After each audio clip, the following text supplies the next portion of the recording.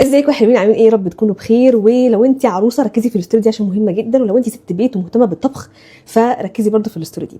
كلكم بتسالوني دايما يا جهاد ايه افضل نوع حلل نجيبه في جهازنا، ايه افضل نوع حلل في الطبخ في التسويه. فانا بصراحه يعني عايزه النهارده اكلمكم عن نوع حلو جدا جدا جبته، اسمه نيو فلام سيراميك كوري. نيو فلام سيراميك كوري، الموديل بتاعه اسمه ايه؟ اسمه فيكا. تمام، ركزوا عشان الموديلات كتيره قوي في السيراميك فبتختلف من موديل لموديل. فزي ما انتم شايفين كده الطقم شيك شياكه مش طبيعيه. تمام، طيب ده كام قطعه؟ ده 11 قطعه.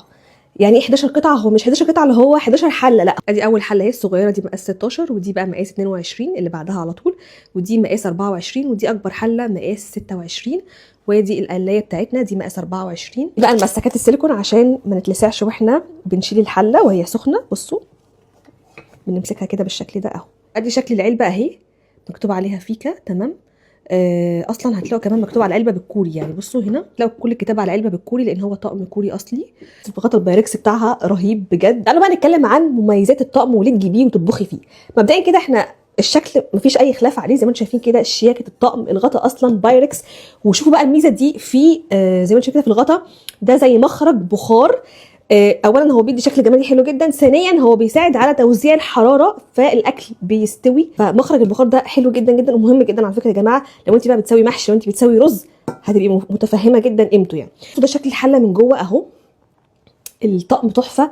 بلس بقى ان هو تقدري ان انت تدخلي الحله نفسها الفرن. يعني الحله ممكن تدخليها الفرن مفيش اي مشكله خالص، بس طبعا من غير الغطا. ممكن تغسليها في غساله الاطباق لان غساله الاطباق مش اي نوع حلل بتغسله، فدي مناسبه جدا ان هي تخش غساله الاطباق.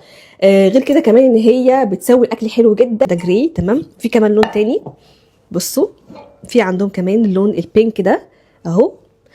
فانا اصلا هعمل فيه محشي دلوقتي، هسوي فيه محشي وهوريكم كمان التسويه بتاعته عامله ازاي. تقدروا تسووا فيها اي حاجه حابين تعملوها، محشي، رز، مكرونه، اي طبيخ.